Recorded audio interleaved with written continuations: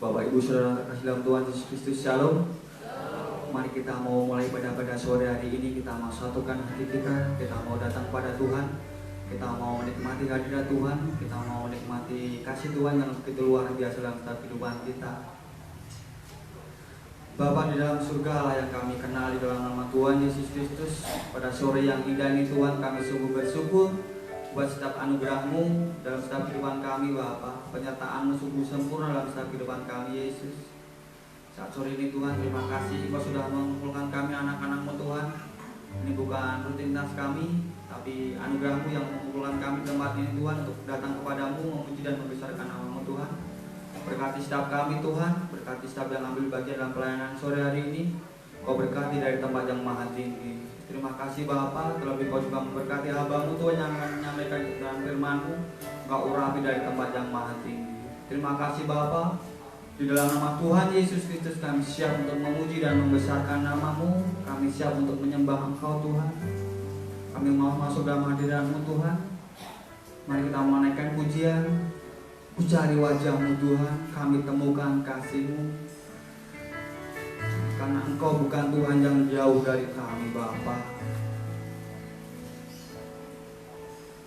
Cari wajah, kami temukan kasih-Mu Tuhan. Kasih-Mu, Kau bukan Tuhan yang jauh dariku. Kami panggil nama-Mu Tuhan.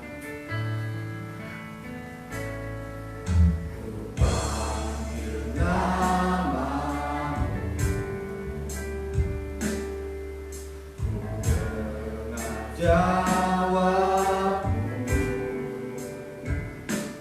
Kau Tuhan yang selalu dengar seruan hatiku. Mari katakan, sungguh indah Kau Tuhan, indah Kau Tuhan, penuh kasih dan sayang, kasih dan sayang. Kau tempat penghiburan,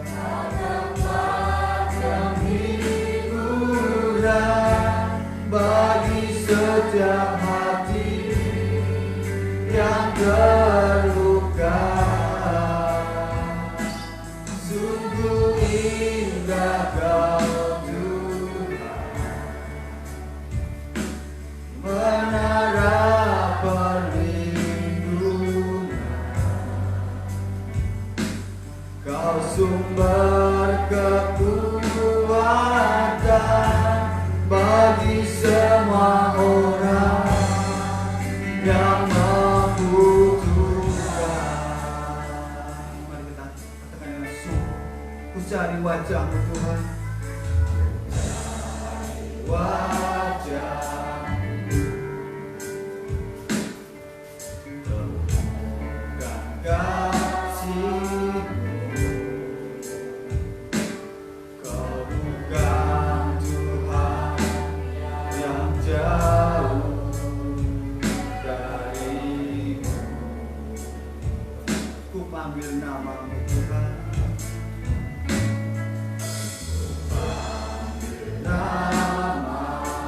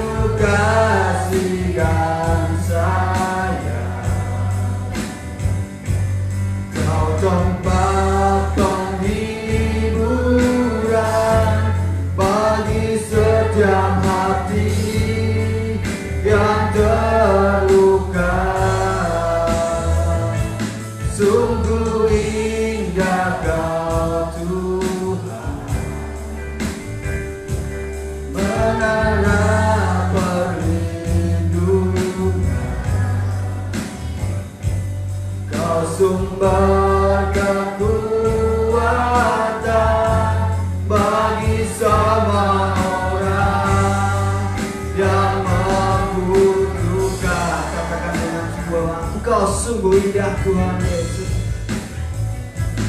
Sungguh indah Kau Tuhan, sungguh indah Engkau Yesus.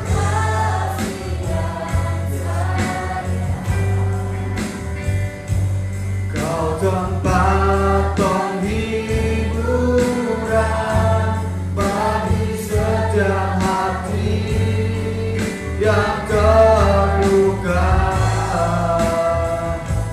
Sungguh indah Kau Tuhan, menara perlindungan. Kau sumber kekuatan bagi semua orang yang membutuhkan.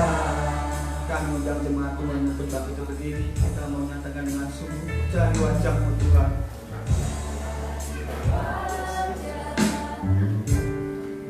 Kami temukan kasih Tuhan. Kasih Kau bukan Tuhan yang jauh dari kami panggil Engkau Yesus. Panggil nama Engkau Yesus Tuhan, kami mendapatkan jawaban dari Engkau. Engkau selalu dengar seruan hati kami Tuhan. Seruan hatiku sungguh indah Kau Tuhan, penuh kasih dan sayang. Kau tempat penghiburan bagi setiap hati yang terluka. Sungguh indah Kau Tuhan, menara perlindungan. Kau sumber kekuatan bagi semua orang yang membutuhkan. Katakan sungguh indah Kau Tuhan. Sungguh indah Kau Tuhan, penuh kasih dan sayang. Kau tempat penghiburan bagi setiap hati yang terluka. Sungguh indah Kau Tuhan, menara perlindungan. Kau sumber kekuatan bagi semua orang yang membutuhkan. Sumber kekuatan, sumber kekuatan, sumber kekuatan, yes. Sumber kekuatan, sumber kekuatan, sumber kekuatan bagi semua orang yang membutuhkan.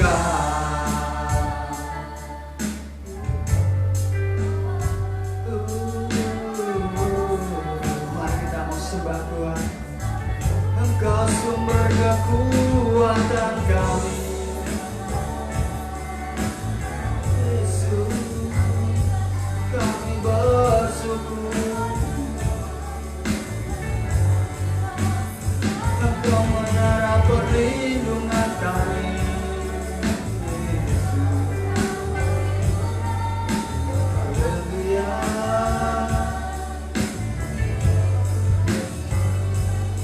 sungguh baik Tuhan. Engkau jawaban hidup kami, Yesus. Engkaulah segalanya Tuhan dalam hidup kami. Engkau sumber kekuatan kami. Engkau sungguh indah. Haleluya. Kami bersyukur Tuhan. Engkau kekuatan kami Tuhan. Engkau perlindungan kami Yesus. Engkaulah segalanya. Kami sungguh bersyukur Tuhan. Glory, glory, glory Yesus. Terpujilah Engkau Tuhan. Segala hormat kemuliaan bagi-Mu Tuhan. Engkau yang layak disembah, yang layak ditinggikan. Yesus, Engkau sungguh baik. Yesus, kami sungguh bersyukur. Kami sungguh bersyukur. Haleluya. Haleluya. Mari kita mengatakan dengan sungguh bahwa sungguh indah Kau Tuhan, penuh kasih dan ungkapan hati kami Bapa. Kau sungguh indah, Kau penuh kasih dan sayang.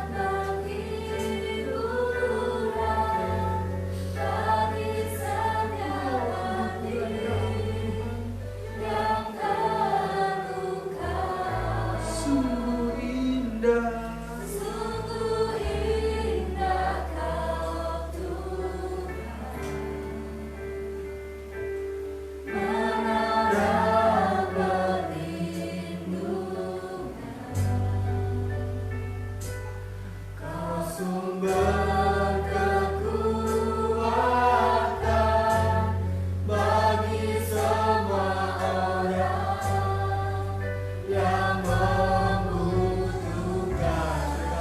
Sungguh indah Kau Tuhan.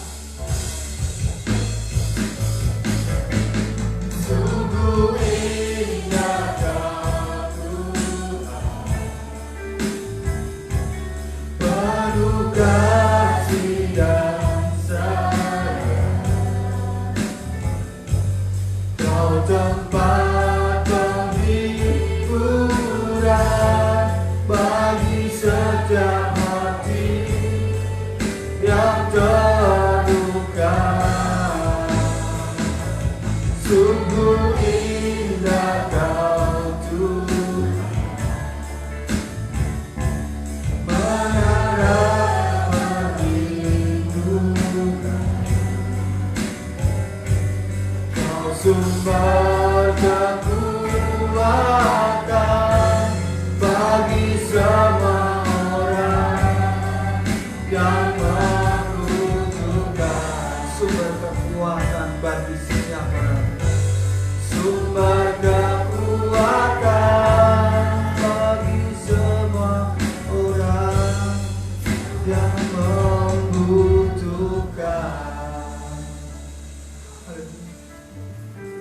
Benar Tuhan, bahwa Engkau sungguh indah dalam setiap kehidupan kami. Engkau sumber kekuatan kami. Kami mau berhilang di dalam hadirat-Mu Tuhan. Kami mau siapkan hati dan pikiran kami untuk kebenaran-Mu Bapa. Mari kamu naikkan pujian. Engkaulah kekuatan kami, tempat perlindungan kami Tuhan. Katakan, Engkaulah kekuatan Tuhan.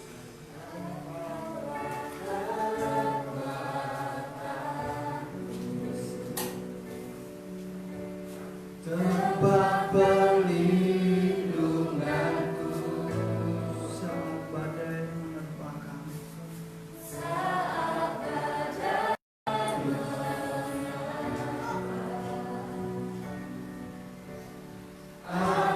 tak akan goyah, aku tak akan goyah, Kau sertaku. Katakan sejauh langit dari bumi, sejauh langit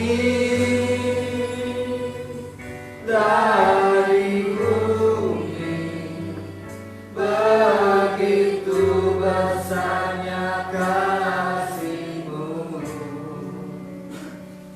penuhi hati kami yang rindu menyembah-Mu, Yesus. Sejauh langit dari bumi, begitu besarnya kasih-Mu, Kaulah Tuhan kekuatanku, sukacitaku. Mari kita katakan dengan sungguh bahwa Engkaulah kekuatan kami, Engkaulah kekuatanku,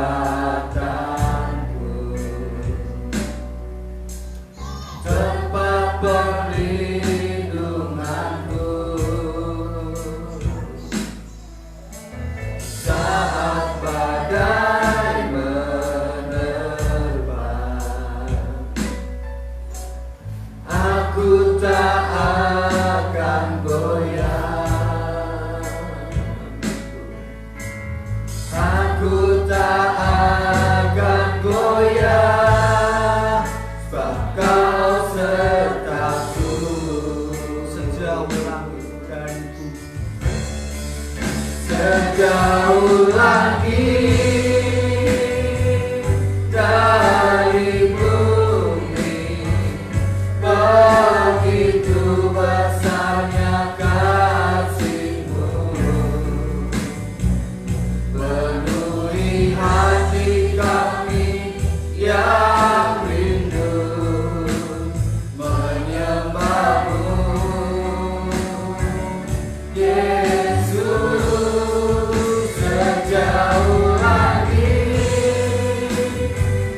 dari bumi, begitu besarnya kasih-Mu,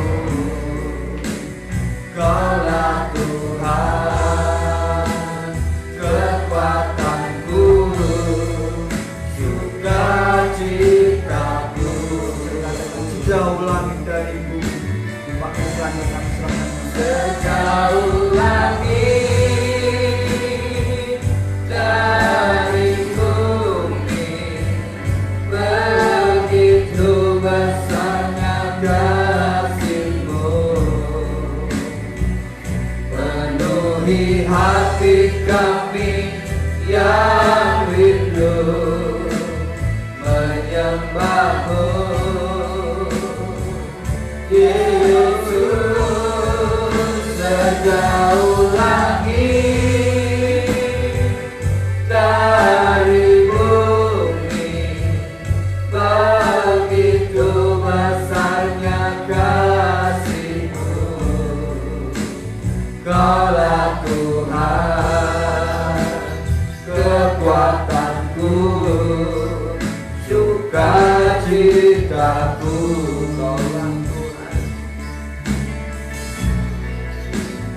Kaulah Tuhan kekuatanku, sukacitaku.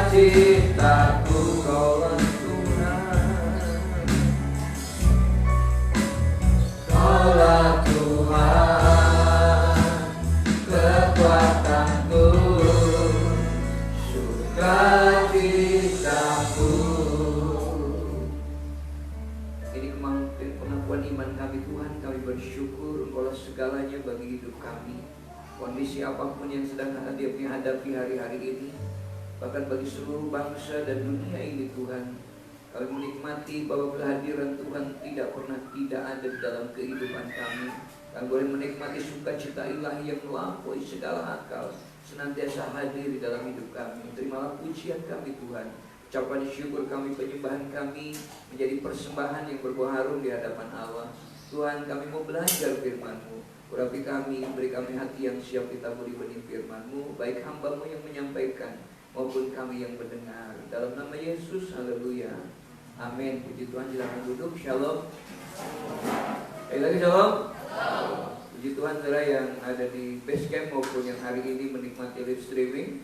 Kita akan masuk di akhir di bulan September ini, dan awal Oktober kita masuk di dalam tema yang baru untuk tahun yang akan datang.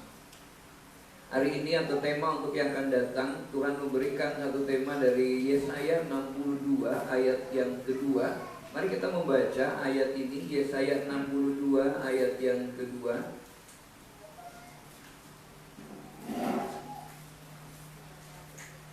Yesaya 62 ayat yang kedua. Sudah ketemu?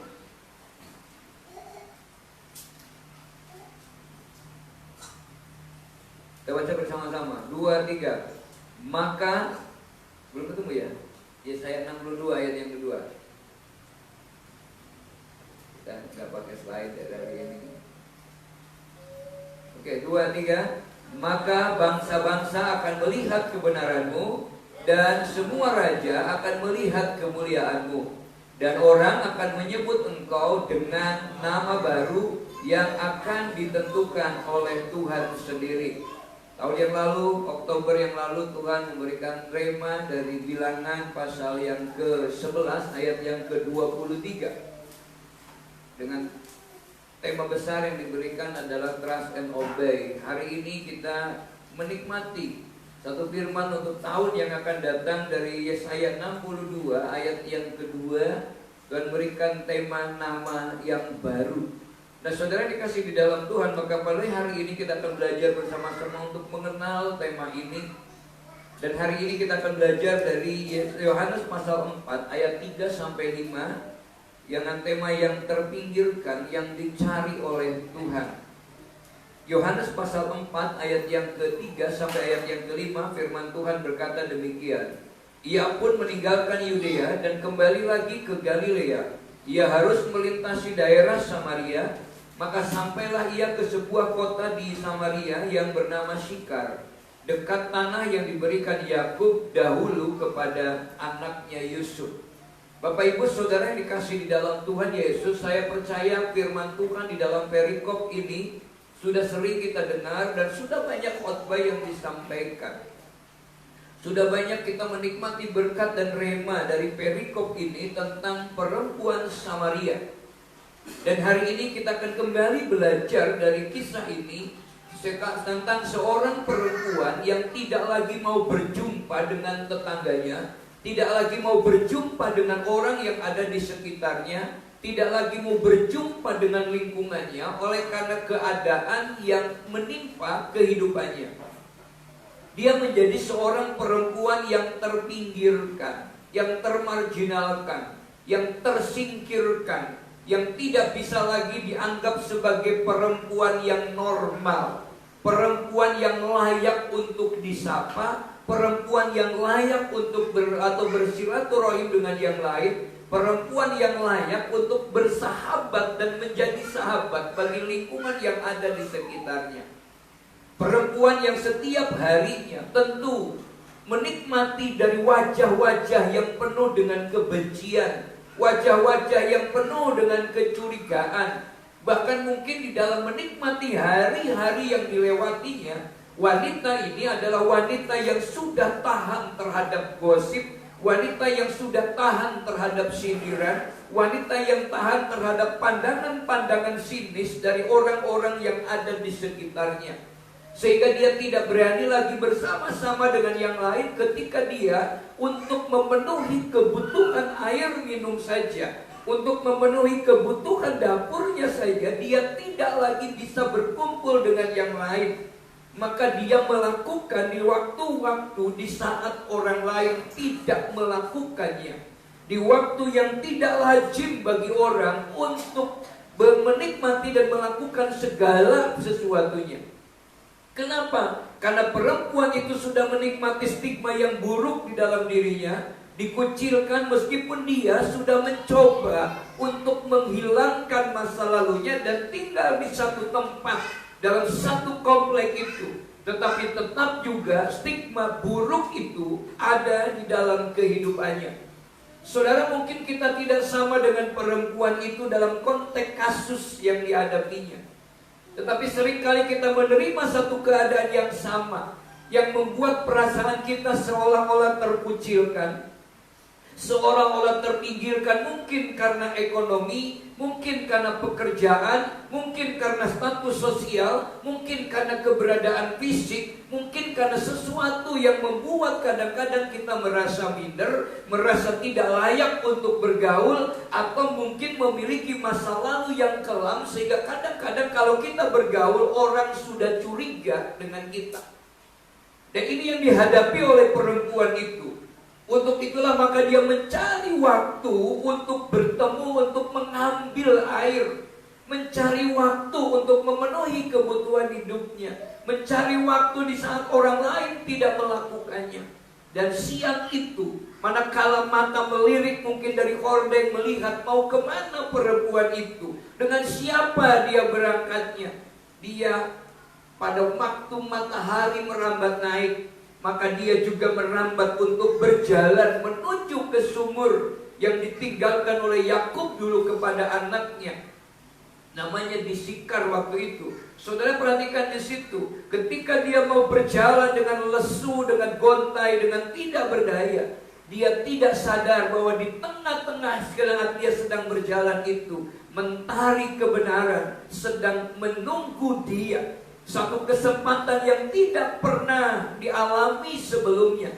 Karena orang Yahudi, Yesus tidak mungkin berjalan menuju Samaria. Dia harus lewat ke Moab kalau dia mau ke Galilea. Dia belok dulu ke kanan, masuk ke Moab, baru dia akan melingkar sampai ke Galilea. Kenapa? Karena menurut peraturan, menurut tradisi, orang Yahudi tidak boleh bergaul dengan orang-orang Samaria sejak Raja Yerobeam mendirikan kerajaan Israel Utara. Saudara perhatikan, ini yang terus bertahun-tahun, bahkan ratusan tahun terjadi kebencian yang begitu luar biasa, stigma buruk yang begitu luar biasa.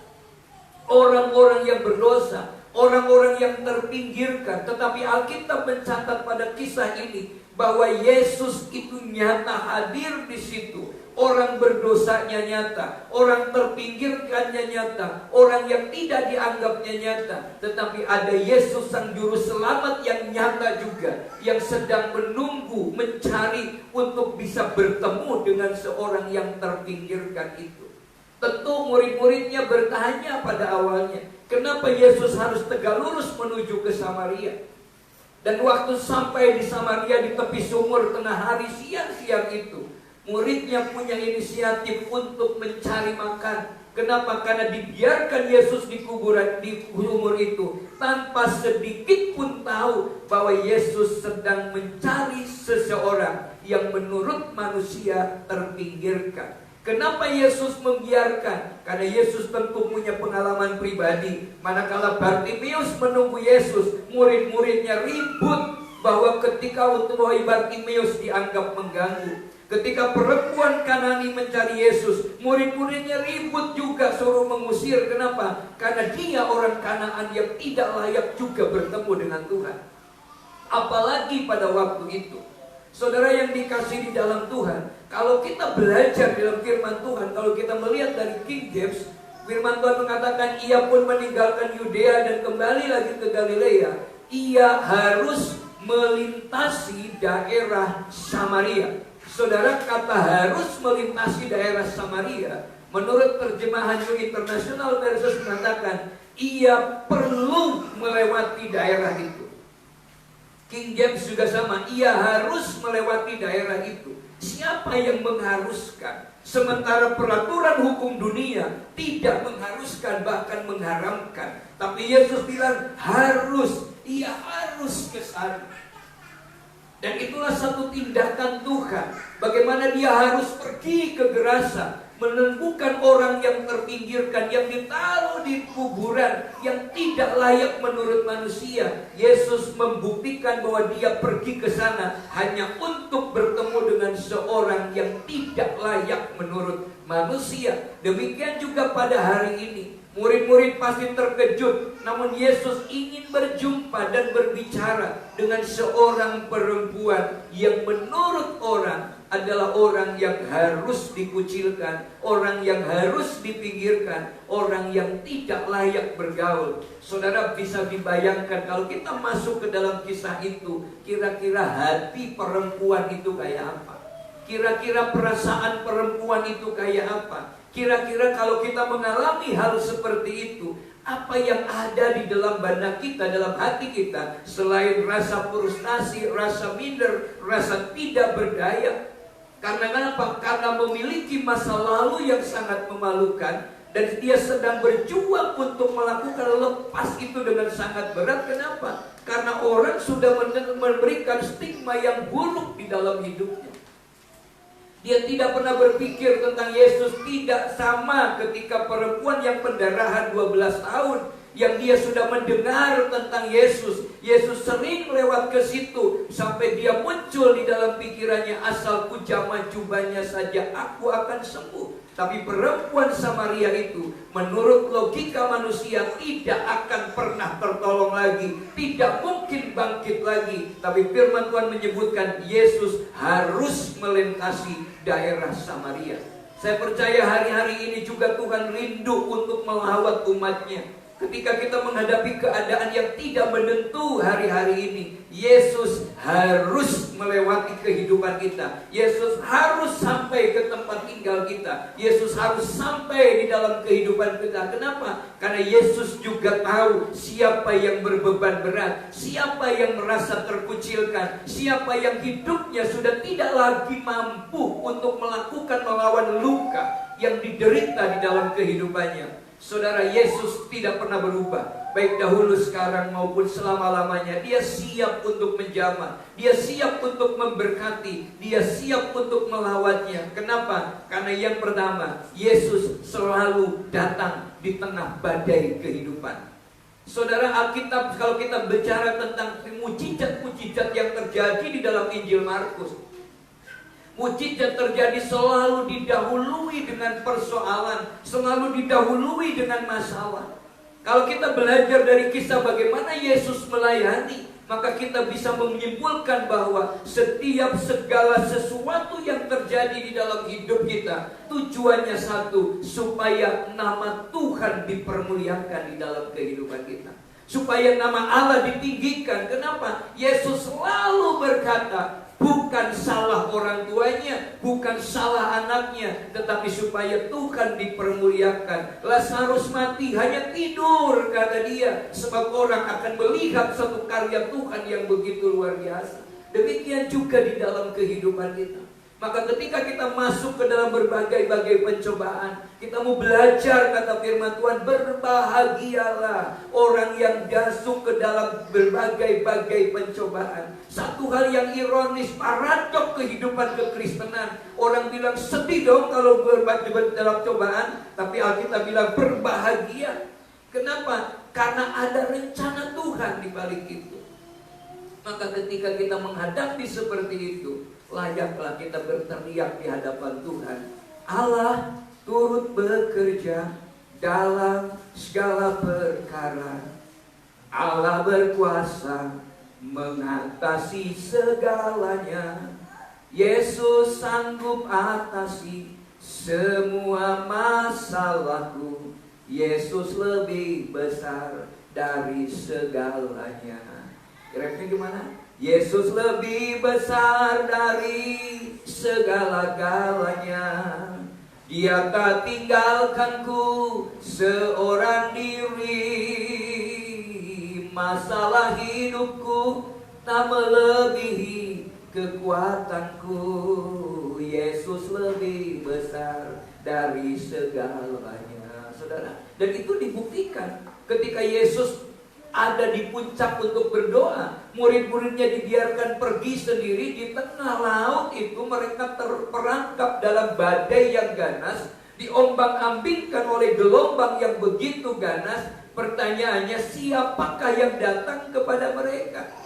Mereka tidak memanggil nama Yesus, mereka terus dengan kekuatannya sendiri.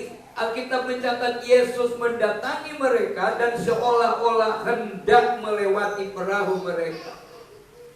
Yesus mendatangi mereka. Yesus ingin, apakah muridnya itu memanggil nama Yesus?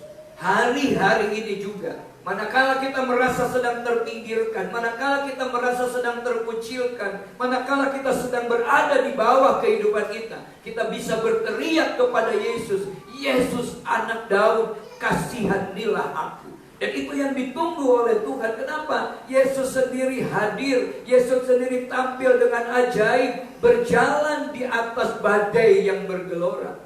Itu artinya kalau kita belajar firman itu, Yesus berjalan di atas segalanya, di atas persoalan, di atas segala persoalan hidup kita. Dia lebih besar daripada masalah, dia lebih besar dari setiap kesulitan dan tantangan yang kita hadapi. Caranya bagaimana? Sama seperti yang dipesankan Yesus kepada murid-murid, katakan, tenanglah, ini aku, jangan takut.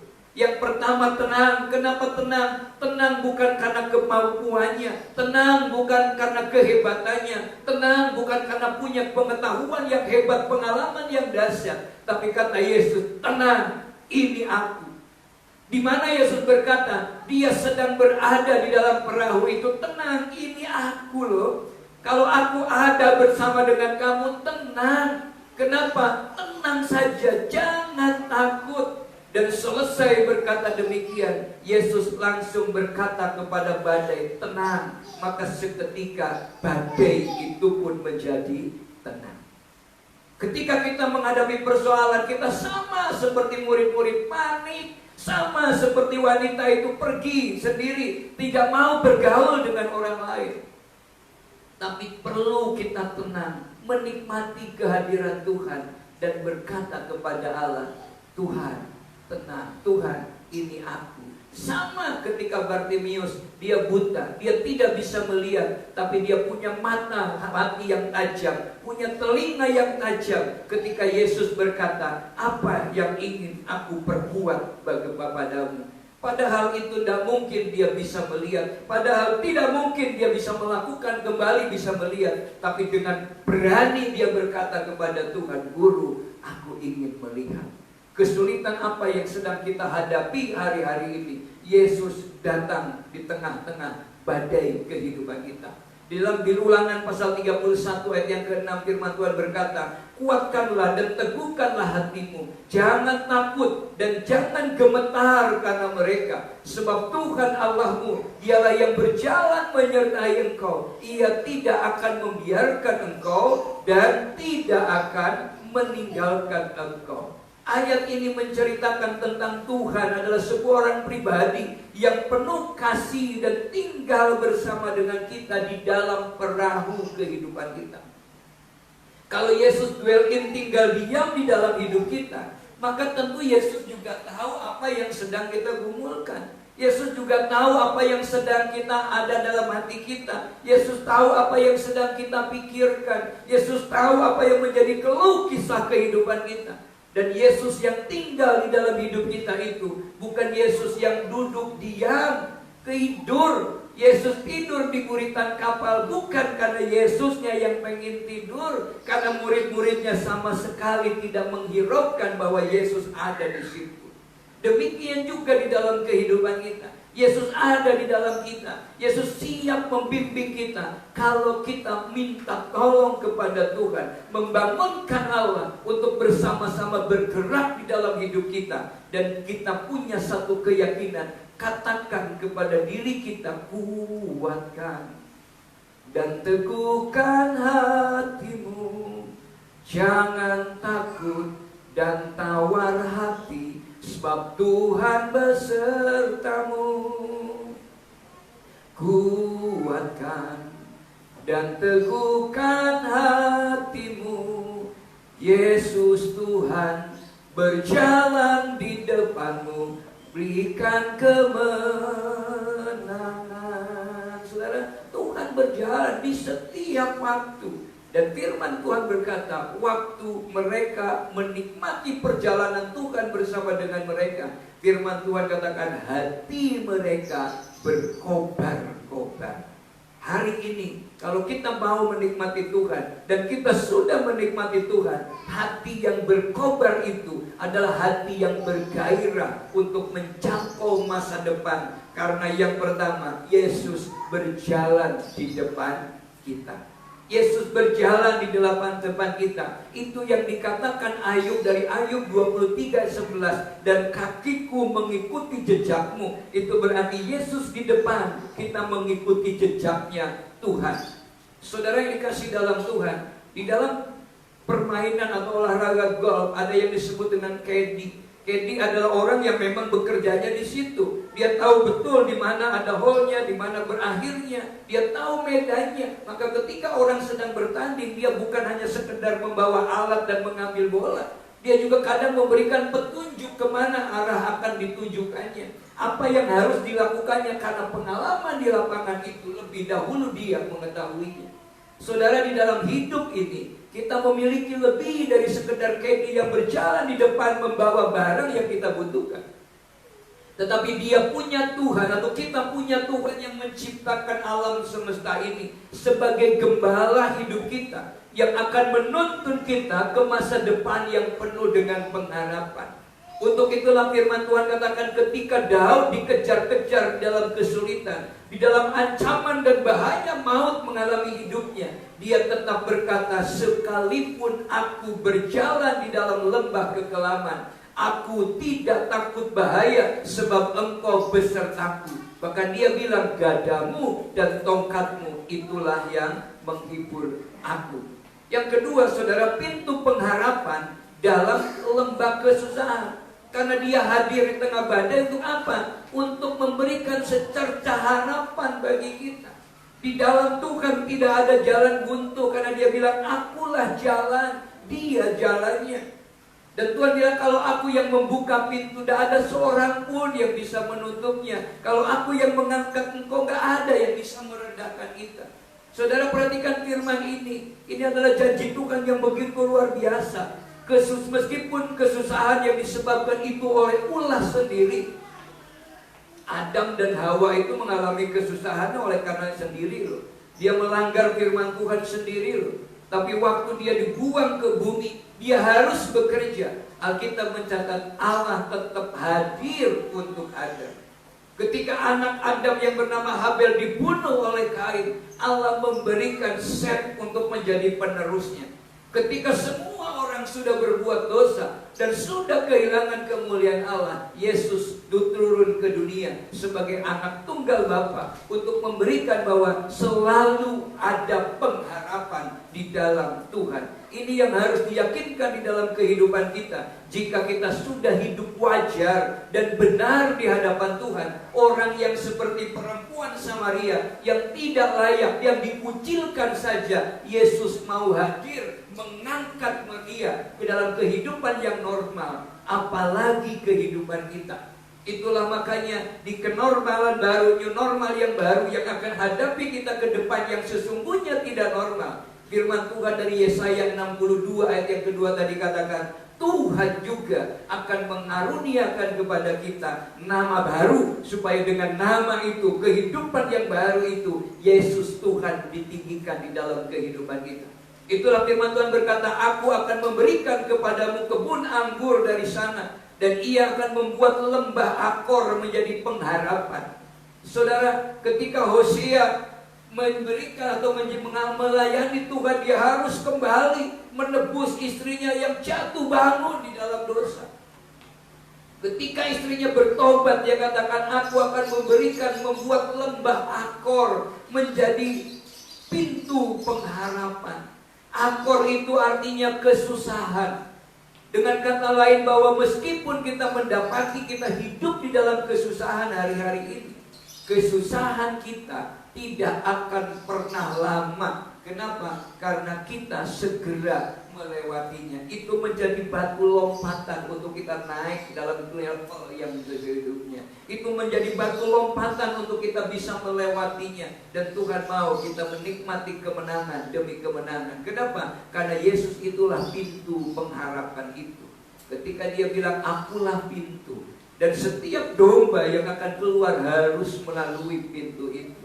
Dan kalau kita melalui pintu itu, maka setiap kita berangkat, kata Tuhan, diberkatilah engkau waktu engkau di luar rumah, diberkatilah waktu engkau masuk ke dalam rumah. Kenapa? Karena kita masuk ke dalam pintu keberkatan yang Allah berkata, aku datang supaya mereka memiliki hidup dan hidup di dalam segala kelimpahan. Mari kita belajar untuk melangkah melalui pintu pengharapan itu dan keluar dari lembah kesusahan itu. Kenapa? Karena Tuhan sudah memberikan stempel yang baru kepada kita. Tuhan sudah memberikan nama yang baru kepada kita. Nama yang apa? 1 Petrus 2 ayat 9 berkata, tetapi kamulah bangsa yang terpilih. Ini nama baru bagi kita. Kamulah bangsa yang terpilih. Imamat yang rajani, artinya kita ini pilihan Allah. Harusnya ada kebanggaan dalam hidup kita, bersyukur kepada Tuhan. Siapapun kita, seperti apapun bentuknya kita, keadaannya kita hari ini, untuk kita bisa bangkit dari keterpurukan adalah kesadaran siapa kita di hadapan Allah.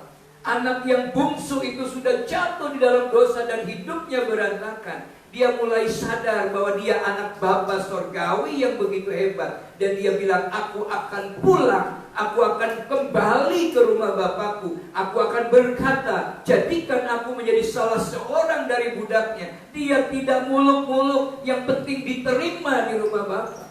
Tetapi ketika dia sampai di sana, bukan menjadi budak, tetapi Alkitab mencatat dia diberikan kasut yang baru, jubah yang baru, cincin yang baru, menjadi bagian dari keluarga. Kenapa? Dia sudah punya nama baru. Yang mati sudah hidup lagi, yang bangkrut sudah bangkit lagi, yang tidak berdaya sudah berdaya lagi, yang suka murung sudah menjadi penuh dengan pengharapan. Bahkan lewat nama yang baru, imamat yang rajani, bangsa yang kudus, umat kepunyaan Allah sendiri. Perhatikan, ini nama yang baru yang Tuhan berikan.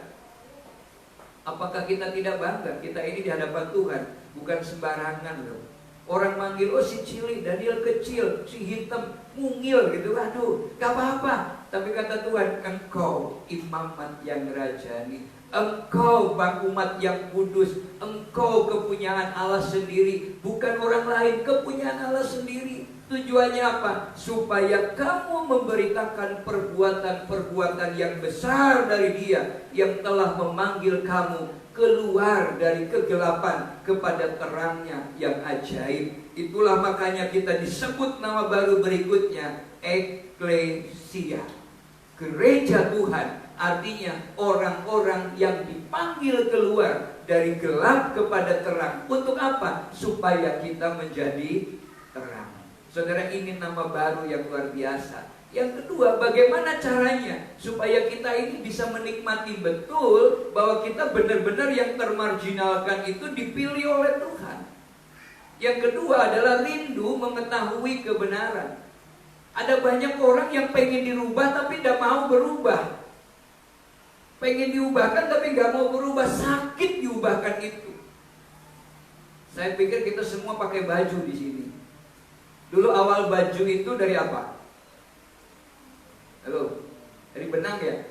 Benang itu dari apa? Kapas. Apa? Kapas. Nah, macam-macam pokoknya kita jadi benang. Apakah kita mau pakai benang? Enggak kan? Dipintal dulu, kemudian benang jadi dikain, dibikin menjadi kain. Tapi hari ini kan nggak ada yang pakai kain, semua pakai baju. Untuk menjadi baju itu diapain dulu? Belum dijahit dulu, dipotong dulu, diguntingin dulu menurut ukurannya. Saya bahkan, Pak, saya pesenin baju, yes, dibikinkan ukurannya Pak De Joko. Ya nggak bisa dipakai sesuai dengan ukurannya, ya gantengnya itu dengan ukuran begini. Nggak bisa saya. Ya kan diwarnain, ada warna, ya. Semua kita kenapa? Kita sedang dibentuk supaya kita layak ini dipakai menjadi seperti ini. Kenapa? Ada proses. Banyak orang ingin mengetahui kebenaran, tetapi gak mau berusaha untuk ke sana, hanya ingin tahu saja.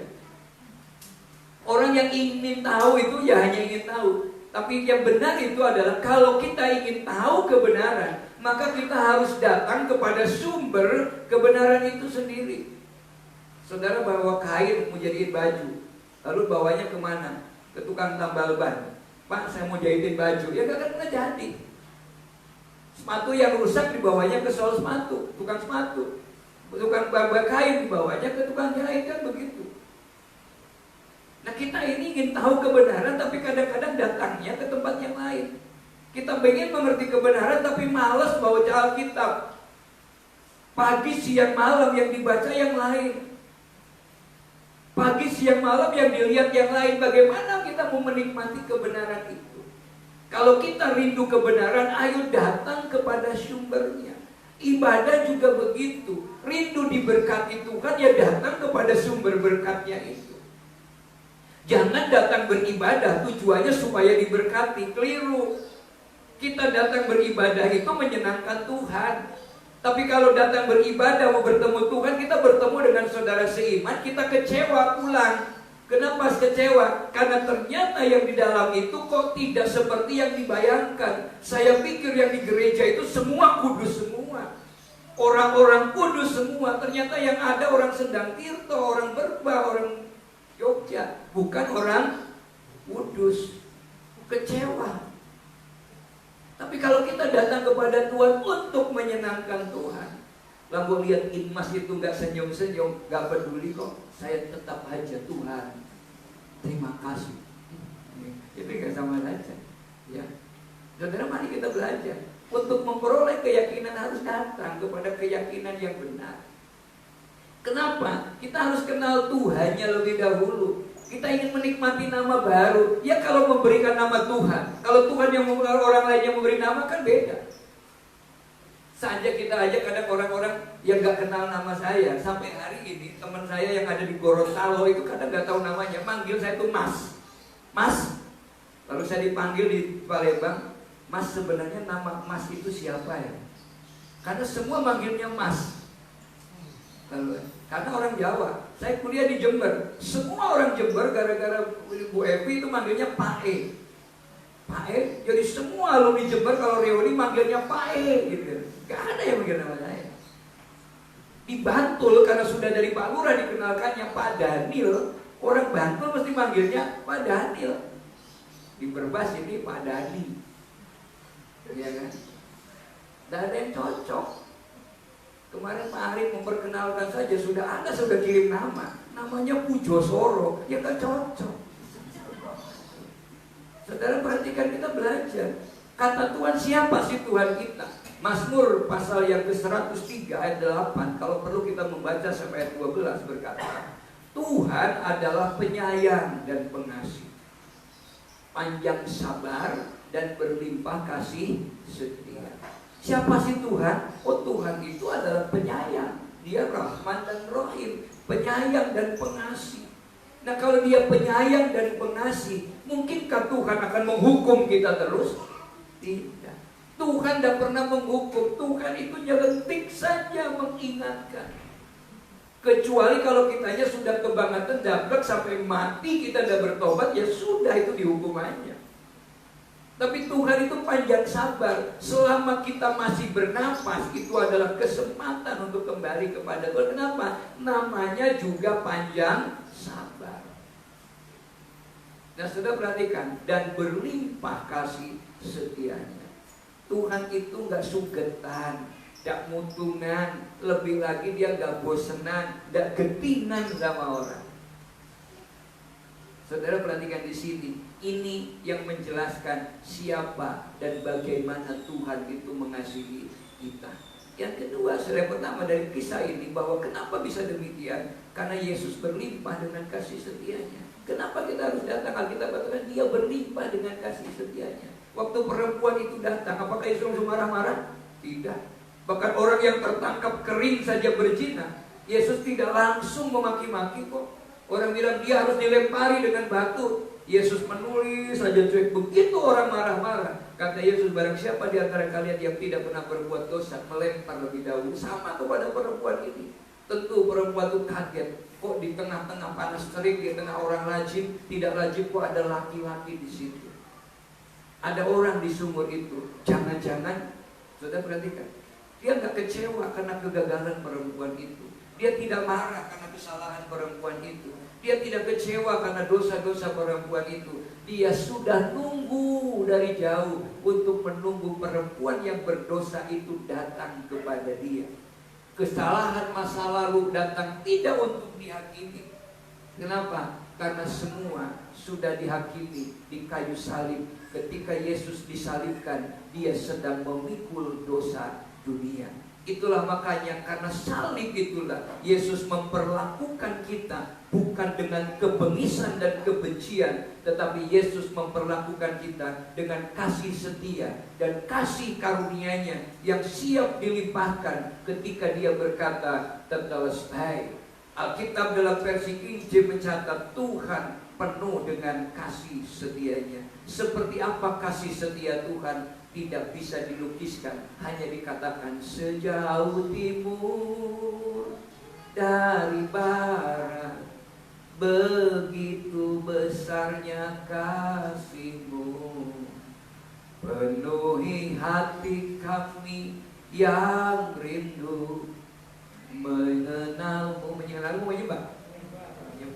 Sudah perhatikan, sejauh timur dari barat. Kapan sih jauh timur dari barat? Seperti apa sih batas jauh timur dari barat?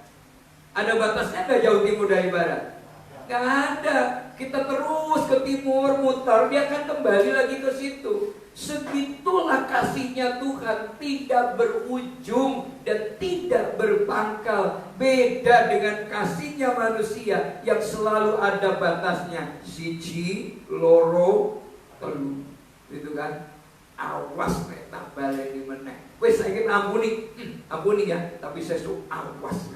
Ancaman. Begitu lihat awas itu bukannya mau tidak melakukan. Makanya kalau orang lagi lomba lari begitu 1, 2, 3 set lari, ada yang nangis di situ. Kenapa? Yang nomor 4, nomor 5, nomor 6 gak ikut lari karena tidak ikut dipanggil. Yang dipanggil cuma 1, 2, 3 yes. Yang 1, 2, 3 yang lari. Nomor 4 sampai 6-nya diam nangis. Saudara perhatikan, ini kita. Tuhan sudah mengampuni dosa kita. Nah, dari sadar kemudian menjadi sadar diri. Saudara perhatikan, perempuan itu dari sadar diri menjadi sadar juru selamat. Dia sadar siapa dirinya.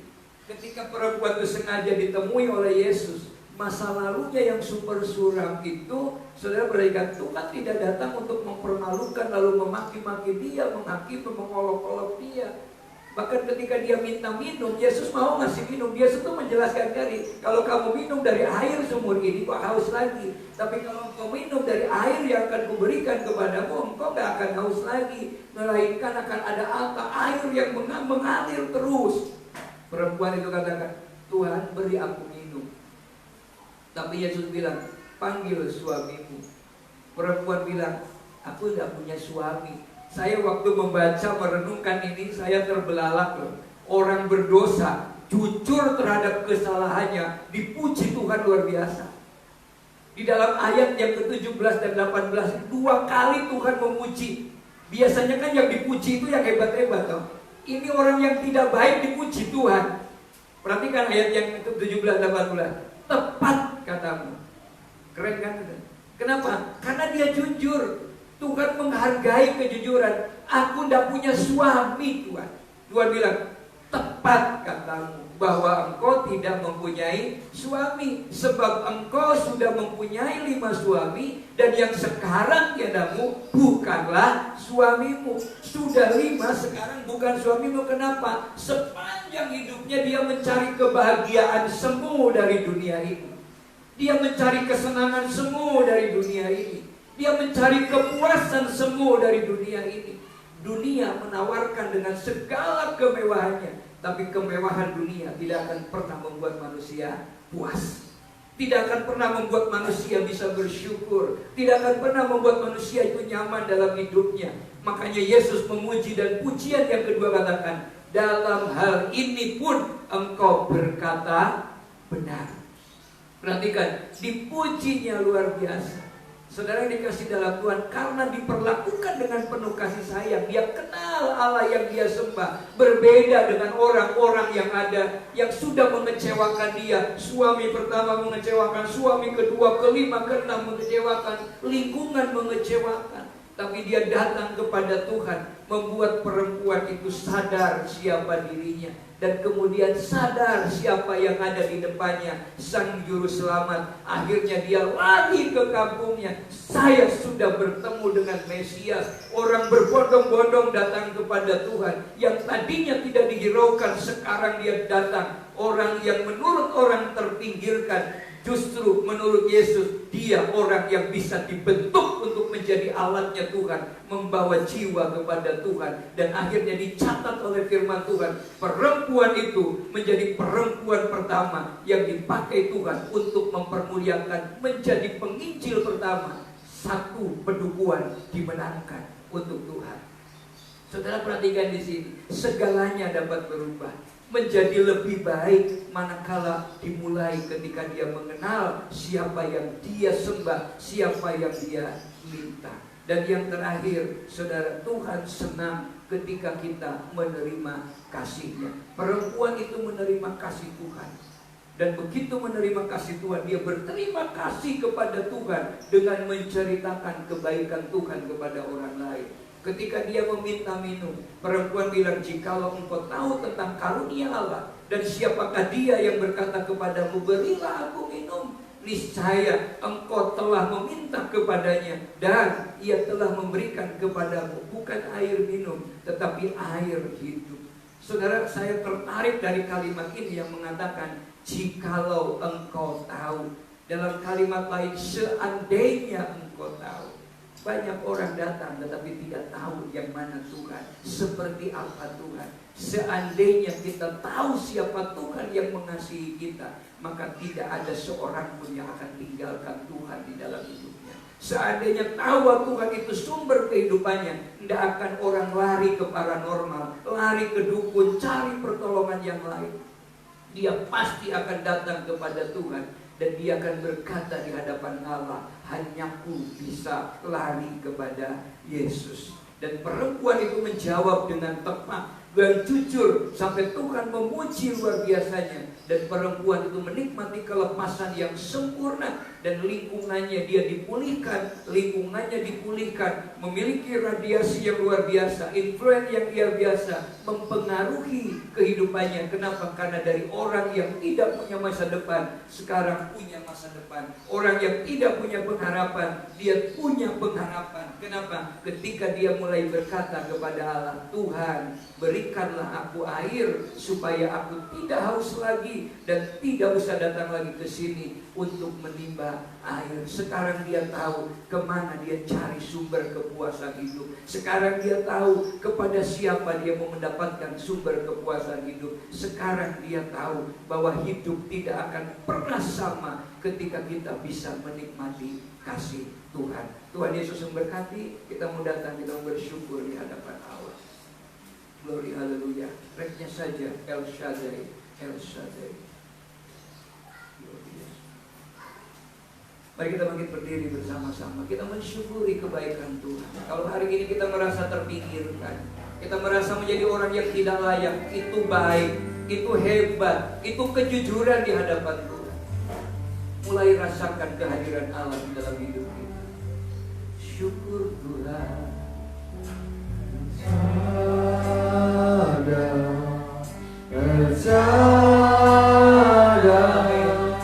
Allah Maha Kuasa, Dia besar, Dia besar, Dia besar, El Shaddai mulia,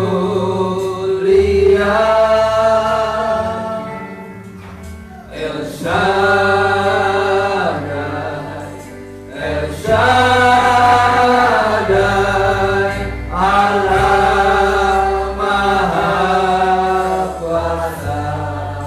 berkatnya, berkatnya melimpah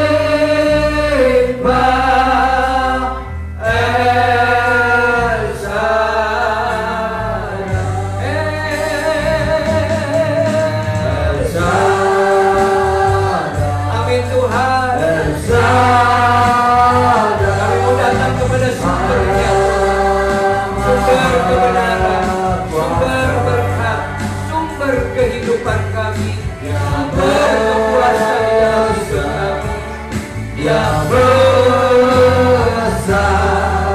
El Shaddai mulia, El Shaddai. Amin Tuhan. El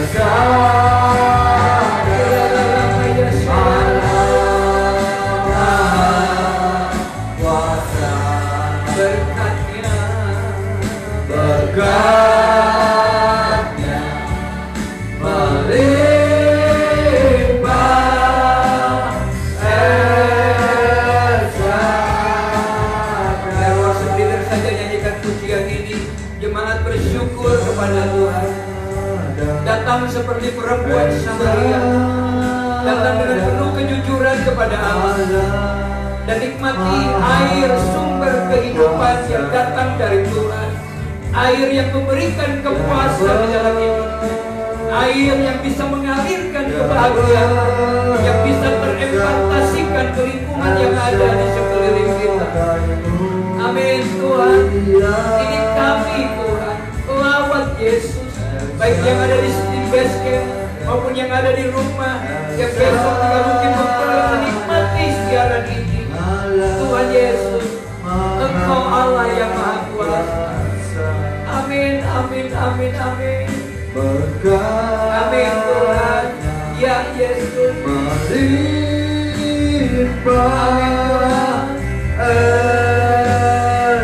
bersama-sama.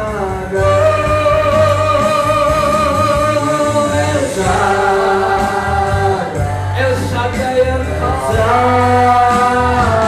Allah Maha Kuasa. Amin. Dia besar, Dia besar, Dia besar, El Shaddai mulia, El Shaddai, El Shaddai, Allah Maha Kuasa. Berkatnya, berkatnya melimpah Esa.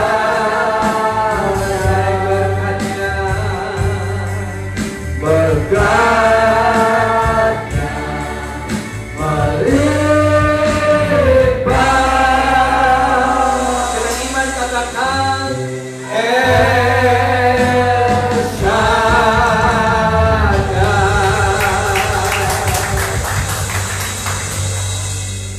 Kami mengamini firman ini Tuhan. Kami mengimani pujian ini. Kami percaya Tuhan Ku Allah El Shaddai, Allah yang mengetahui betul setiap kebutuhan kami. Bukan kebetulan kami hari ini datang, maka kami siap untuk menikmati pemulihan yang dari Tuhan. Ketika kami menikmati pembentukan air hidup ini Tuhan, kami buka hati kami selebar-lebarnya untuk Engkau selidiki, untuk Engkau perbaharui Tuhan, supaya kami menikmati setiap langkah hidup kami. Kami benar-benar menjadi pribadi yang diubahkan oleh Tuhan, diperbaharui oleh Tuhan, sehingga hidup kami menjadi hidup yang memberikan dampak yang baik. Yesus dipermuliakan. Berkati anak-anak kami, berkati rumah tangga kami, berkati usaha dan pekerjaan kami Tuhan. Kami berdoa bagi bangsa kami. Kami menyerahkan bangsa ini ke dalam tangan-Mu, kota kami di mana Tuhan tempatkan kami, khususnya menghadapi pilkada serentak di negeri ini.